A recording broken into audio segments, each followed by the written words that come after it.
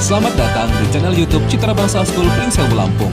Dukung channel ini dengan like, comment, share, dan subscribe channel ini. Jangan lupa aktifkan notifikasinya ya, and enjoy the video. Luar biasa tantangannya anak zaman sekarang gitu. Dan mungkin sekarang kata-kata orang lebih sadis lagi karena anak-anak paparannya medianya udah tontonannya apa Bu? Game-gamenya itu game-game berantem gitu ya, game-game yang mungkin bunuh-bunuhan, kata-kata kasar yang mereka miliki juga perbedaannya mungkin lebih banyak dari zaman kita dulu. Jadi cara anak melakukan tindakan agresifnya pun sudah beda, levelnya udah nggak kayak kita dulu. Kita nggak bisa samain lagi tindakan agresif anak-anak zaman kita dulu nih. Zaman kita paling ya mungkin boleh lah kita bilang dulu tindakan kita ngejek-ngejek, ya sekarang tidak berhenti sampai di situ gitu ya. Jadi sekarang udah tindakan agresifnya udah levelnya udah beda lagi, dan berhenti, tidak hanya berhenti di sekolah, lanjut di dunia maya. Jadi udah beda. Jadi dampaknya pun bisa jadi sekarang lebih berat daripada yang dulu kita rasakan. Oke, next. Nah, ini nih yang mulai seru nih. Kalau gitu, para pelaku bullying ini baiknya diapain ya Bapak Ibu ya? Kalau menurut Bapak Ibu, tindakan yang bisa dilakukan kepada pelaku bullying apa sih? Halo Pak?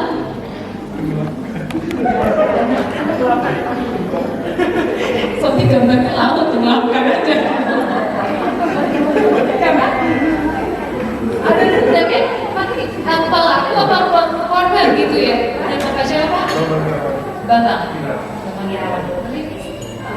Oh, ini salah satu target kalau orang tua namanya Bapak, pasti juga kita dibully nih dulu. Sama.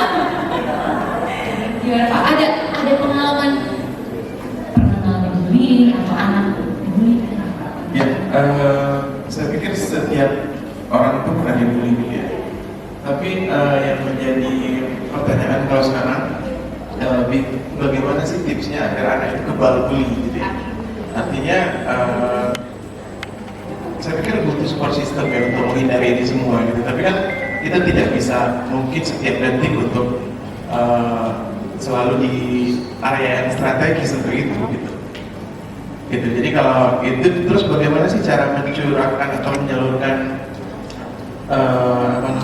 dampak dari bully ini sehingga tidak ke negatif gitu. Karena misalnya membalasnya dengan prestasi atau misalnya lebih pada hal-hal positif lah, intinya seperti itu. Karena saya yakin juga kita tidak bisa menghindari bully gitu ya, apalagi di zaman sekarang. Terima kasih. Terima kasih Pak Bambang. Kita kasih tepuk tangan untuk Pak Bambang. Iya.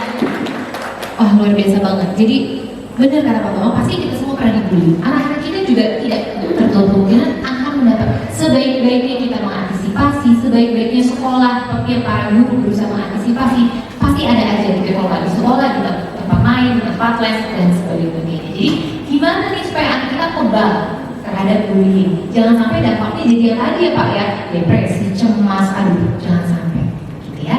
Tapi lah nggak bisa kontrol setiap saat. Oke, nah ini nih kita perlu tahu dulu nih sebelum kita ke caranya ya Pak ya, kita ngomongin pembulinya dulu. Karena gini, banyak beberapa kali saya menemukan kasus ada orang tua anaknya dibully, dia menuntut anak yang membuli ini dikeluarin dari sekolah, diskorsing, atau ada sampai ke pengacara. Maksudnya minta di penjara, bagaimana saya bingung gitu ya. Kalau menurut Bapak dan Ibu, tepat nggak ketika seorang pembuli ini dihukum gitu ya dengan cara dikeluarkan dari sekolah, misalnya dipenjarakan dan sebagainya?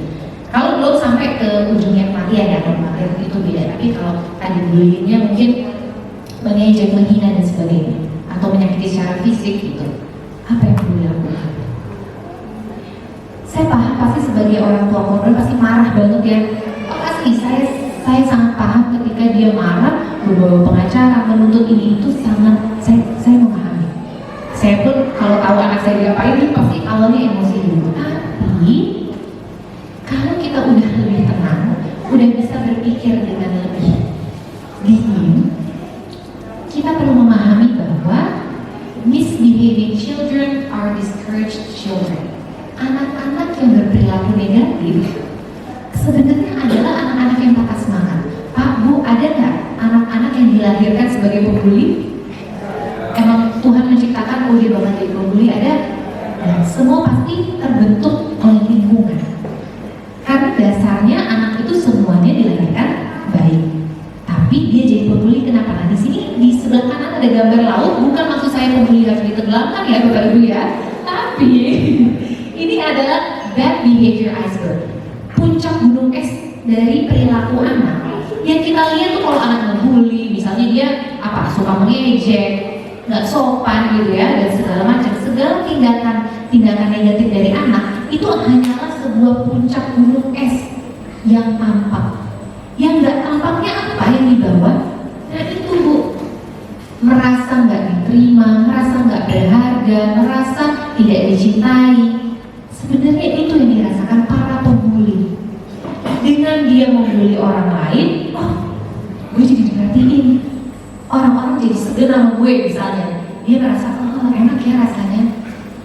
Atau dia sebenarnya anak-anaknya tidak dicintai di rumah. Dia merasa jadi, dia merasa perhatian, mendapatkan tadi kekaguman dari pengikut-pengikutnya dengan cara membuli. Jadi itu adalah anak-anak yang mengembangkan persepsi yang keliru. Jadi sebetulnya ketika ada seorang yang membuli, tugas kita sebagai guru, terutama ya guru, orang tua, mencari tahu alasan di balik kenapa dia membuli. Ya, next Pak. Jadi langkah pertama, kesini dulu, ini cepat aja deh.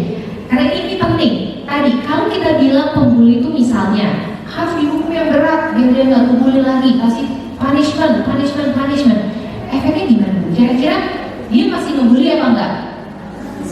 Mungkin ditambah tambah ngebully, atau paling tidak di depan nggak ada ngebully, di belakang lebih hot lagi ngebulinya, atau berhenti untuk sementara.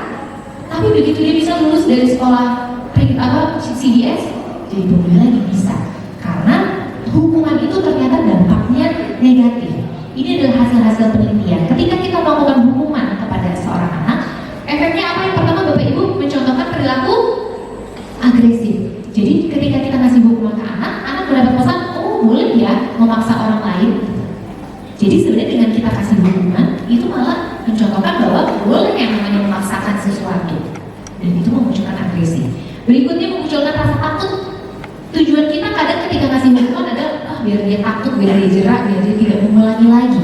Sayangnya penelitian membuktikan bahwa ketika anak takut, kemampuan otak bagian belajarnya jadi shutdown, mati.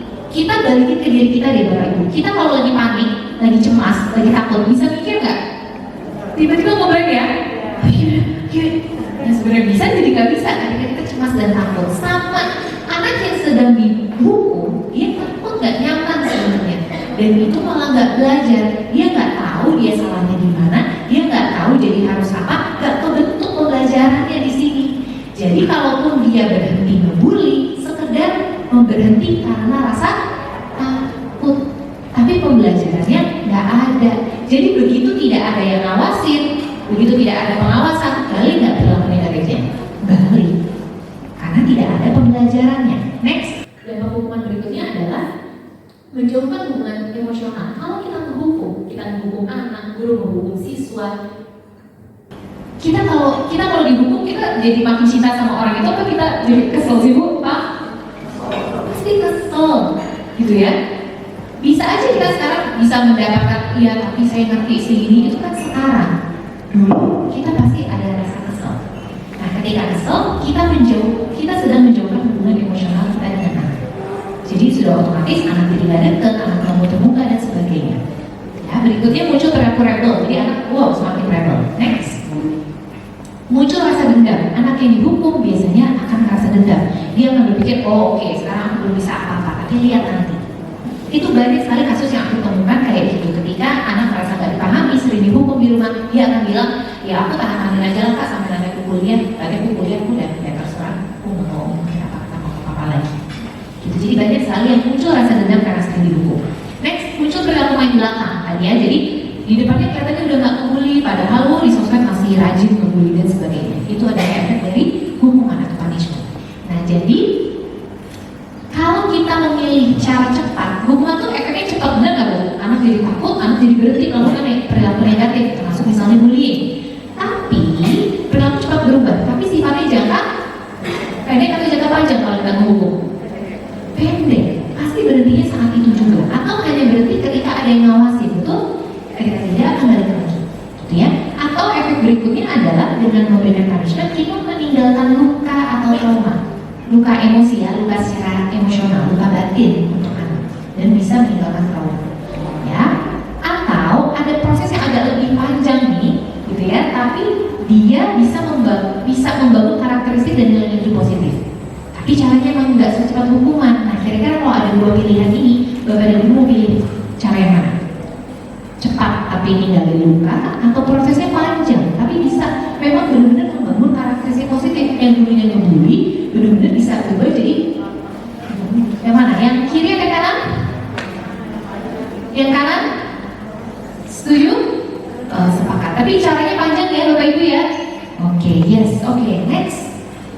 Nah, jadi ketika kita menghadapi pembuli atau perilaku negatif anak deh, ya apapun, lakukanlah cara-cara ini dulu. Gitu. Pertama, cari tahu alasan dibalik perilakunya. Apakah si pembuli ini dia balas dendam? Gitu ya, karena dia terbiasa mendapat kekerasan, bisa dihukum di rumah, pernah dihukum oleh guru, misalnya pernah disakitin sama teman ini atau apapun. Ya, atau anak ini cari perhatian.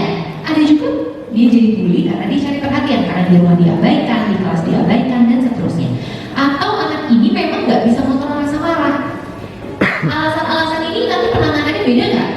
Kalau anak yang caper sama anak yang karena emang nggak bisa kontrol emosi, akan beda nggak penanganannya? Pasti beda. Jadi penting untuk kita cari tahu, oh, ini anak ini jadi kayak gini karena latar belakangnya ini. Itu yang penting kita ketahui. Berikutnya, validasi perasaan. Tadi berarti validasi perasaan, coba Ibu. Validasi perasaan ini hal yang sangat penting, bahwa kita menunjukkan empati atas perasaannya anak. Ketika anak bisa jadi pembuli karena dia marah, gitu ya. Ketika kita bilang, ya tapi nggak boleh dong, masa kayak gitu aja marah dan gitu. Nah, itu tidak memvalidasi perasaan ya, dan itu membuat anak semakin terluka. Jadi yang disebut validasi perasaan adalah kita membenarkan perasaan anak, gitu ya. Tapi perilakunya beda. Gini, perasaan dan perilaku beda ya Bapak Ibu ya.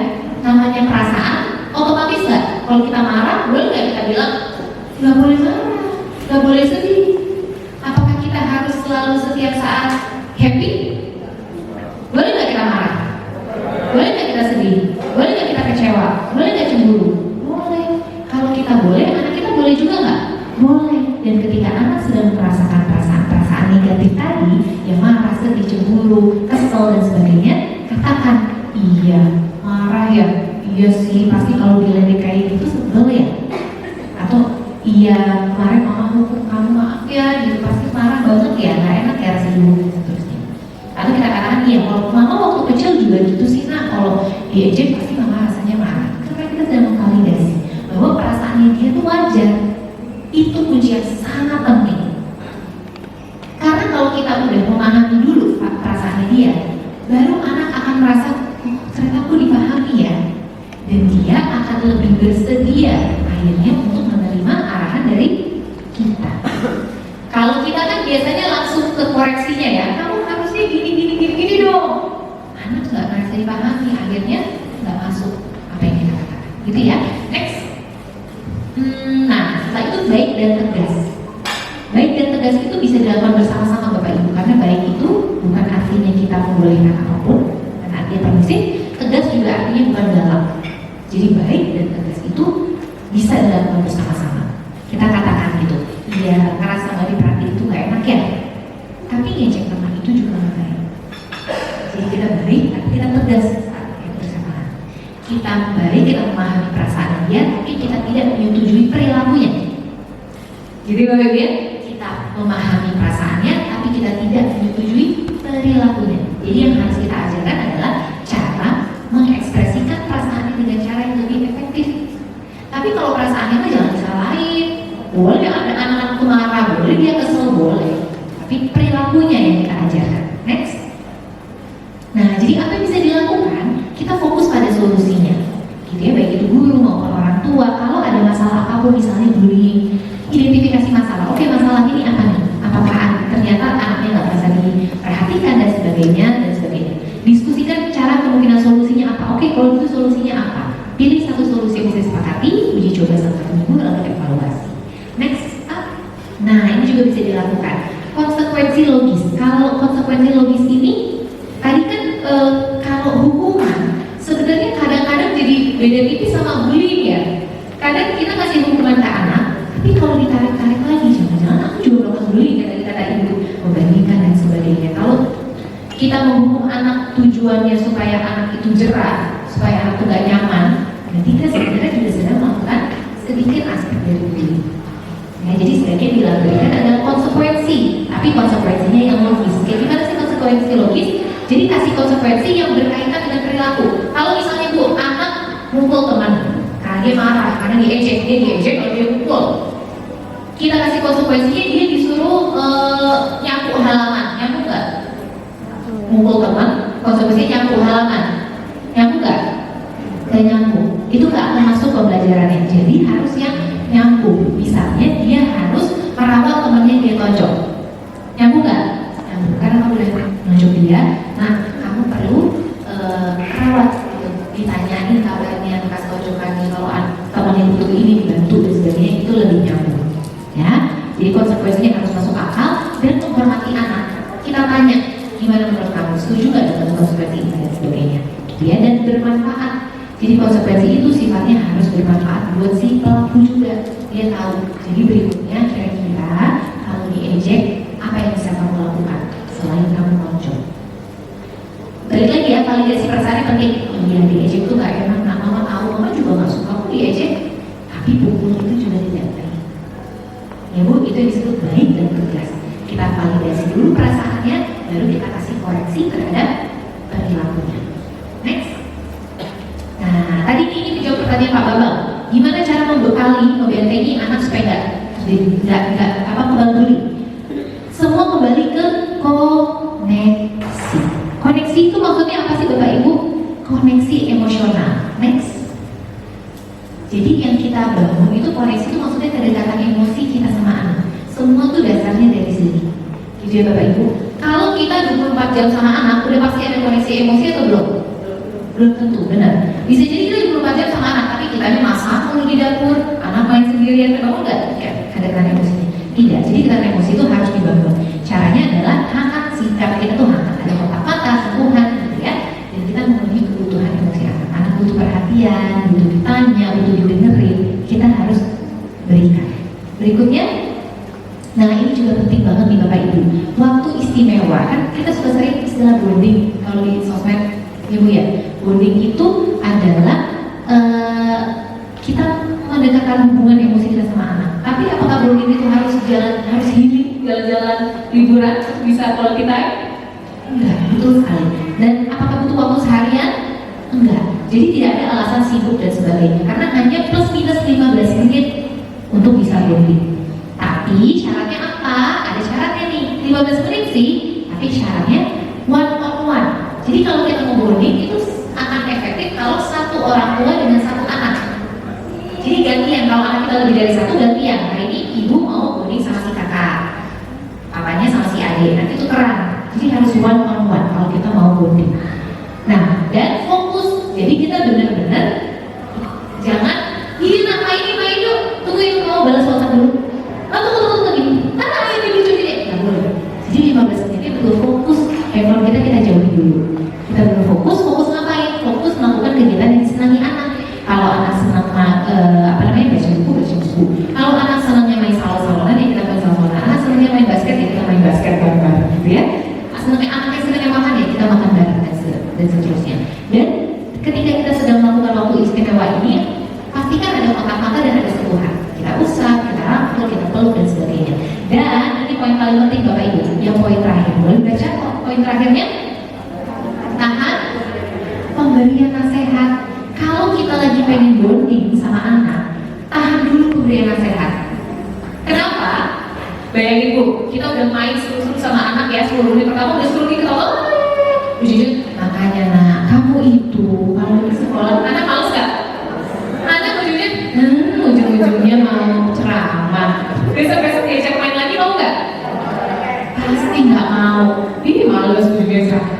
Jadi kalau tujuan kita lagi bonding, benar-benar 15 menit itu main bareng, ngobrol bareng, full, gak ada sisip-sisipan nasihat. Kalau kita mau kasih nasihat boleh, tapi bedakan waktunya. Gitu. Jadi jangan dicampur sama bonding. Gitu. Bonding ini penting, jadi rasa, ih, mamaku seru nih orangnya ya. Dan nanti, ih, mamaku seru juga ya. Dari sini muncullah keterbukaan. Anak kalau punya masalah berani cerita, betul? Apalagi kita sudah belajar tadi tentang validasi perasaan. Jadi mau anak mengungkapkan perasaan terburuknya, gitu bisa, oh, aku tadi sakit bareng teman aku, soalnya aku marah banget sama dia. Kalau kita belum belajar validasi perasaan, hah? Ih marah kamu nggak boleh, ngomong sama kamu nggak boleh. Kok gitu aja marah? Itu kalau kita belum belajar validasi perasaan. Tapi kan kita belajar nih, ketika anak ngomong gitu kita katakan, iya marah ya.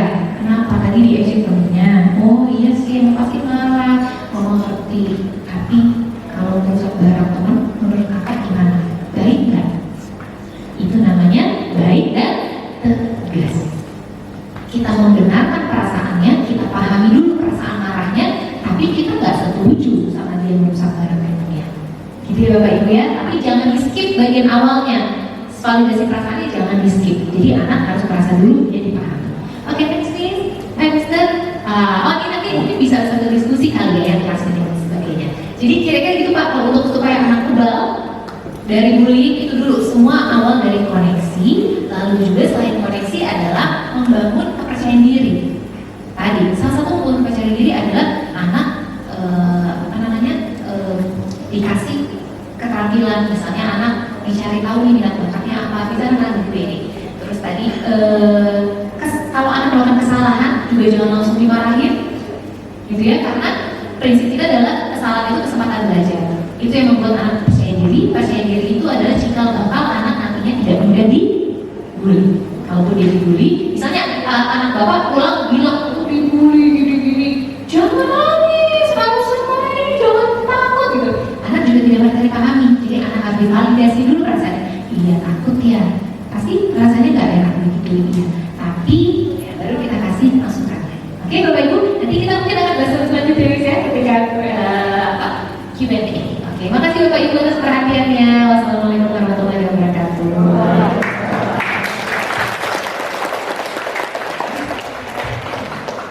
Moms and Dads, sebelum kita masuk pada sesi diskusi, sudah hadir bersama kita Kepala Bidang P3A dari Kabupaten Pringsewu. Beliau adalah Dr. Gigi Afi Rizdianti. Kepada Dr.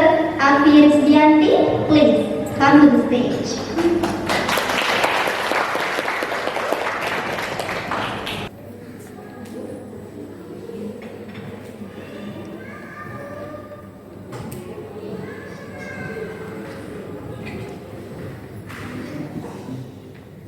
Moms and Dads, sekarang kita akan berdiskusi, berbincang-bincang dengan Dr. Afi. Dok, mengawali perbincangan kita pada pagi hari ini, Miss Wahyu ingin bertanya, sebenarnya UPT DPPA itu apa sih Dok? Terima kasih Miss Wahyu. Yang terhormat Ibu Dr. Ningrum, Kepala Sekolah Bu Ira, dan Bapak Ibu sekalian, sebelumnya izinkan saya mengucapkan terima kasih kepada SDJBS yang sudah melaksanakan kegiatan hari ini. Luar biasa juga Bapak Ibu sekalian yang bisa menghadiri di sela-sela kesibukan yang luar biasa Ibu Bapak di kesehariannya. Kabupaten Pringsewu sejak tahun 2020 sudah memiliki UPT PPA, yaitu Perlindungan Perempuan dan Anak. Nah, tugas kami di UPT PPA itu adalah untuk melakukan pendampingan jika terdapat kasus-kasus bullying di Kabupaten Pringsewu. Tapi memang dengan keterbatasan kami di UPT PPA itu hanya 2 petugas saja. Jadi 1 kepala UPT yaitu Ibu Asri dan 2 petugas kepegawaian Ibu Mela, dan dibantu oleh 2 orang tenaga honor yaitu 1 supir dan 1 konselor atau fasilitator forum anak. Jadi memang dari data akhir-akhir ini kasus kekerasan itu banyak sekali masuk ke kami.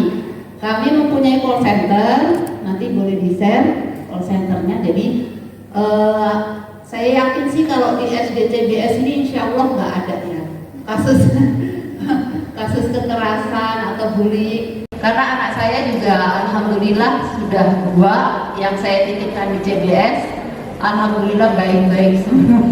Tidak ada keluhan tentang bullying segala macam, atau mungkin anak saya yang ngebully ya. Alhamdulillah tidak ada. Nggak ada. Jadi itu yang membuat saya nyaman sebenarnya menyekolahkan anak saya di CBS. Nah ini saya pusing nih, SMP-nya mau kemana kan kayak gitu. Kami kesulitan untuk mencarikan nanti SMP setelah dari CBS kemana gitu, karena yang kakaknya ini sempat yang kita masukkan sekolah sini merasa tidak nyaman karena mungkin di CBS sudah merasa mempunyai lingkungan yang tidak ada bullying, terus di tempat lain ada bullying itu. Tadi seperti yang ditanyakan Pak Bambang, saya mungkin belum mempersiapkan anak saya untuk kebal terhadap bullying itu, jadinya dia kabur. Begitu, terima kasih. Sepertinya menarik ini Dok, sembari menceritakan tentang pengalaman yang langsung memang dialami oleh dokter kita sendiri ini. Sebenarnya pada saat bullying itu terjadi, apa sih Dok yang membuat itu sampai bisa terjadi? Gitu. Sebenarnya saya itu di Dinas P3A P2KB di bidang P3A itu baru tahun lalu di bulan November tanggal 20. Jadi ini baru saya pelajari juga tentang perlindungan perempuan dan anak ini. Bullying atau perundungan itu bisa terjadi karena adanya relasi kuasa, karena ada yang superior dan inferior dimanapun itu juga, antara suami istri, orang tua anak, kakak adik, itu pasti, dan itu kasusnya banyak sekali di Pringsewu. Jadi saya mohon kita kembalikan ke diri masing-masing. Pertama kita harus maafkan diri dulu, minta ampun yang sudah tadi dilakukan, seperti contohnya membanding-bandingkan anak itu kan dengan anak tetangga itu, karena anak itu adalah jabatan kita sebagai orang tua itu yang SK-nya langsung dari Allah. Nggak ada bisa anak yang milih mau orang tua siapa kan nggak bisa. Jadi kalau seumpamanya yang pegawai kan SK, kalau seumpamanya baru dilantik kan semoga amanah. Nah, amanah kita itu harus kita jaga sampai kapanpun supaya nanti bisa menjadikan kebaikan menjadi anak soleh-soleha yang akhirnya akan mendoakan kita. Kan nanti kayak gitu. Kalau saya agama mungkin nggak begitu bagus ya, tapi kan ada doa tuh tiap hari yang saya ampunilah dosa kedua orang tua saya, dan saya bilang mereka seperti mereka menyayangi saya di waktu saya masih kecil. Nah saya nggak mau itu kebalik, nanti saya melihara anak saya, mencintai anak saya dengan salah dalam tanda kutip. Nah dibalas nanti kan, maksudnya berarti bahwa doa tersebut kalau saya tidak mencintai anak dengan baik, nanti Allah akan memberikan dalam tanda kutip mencintai saya di waktu kecil itu sebagai hukuman, karena kita kurang paham atau kurang mencari informasi atau ilmu terkait dengan pola asuh dan pengasuhan seperti itu. Banyak sekali yang saya nggak tahu, Kak Wika. Jadi alhamdulillah kita sama-sama di sini untuk belajar.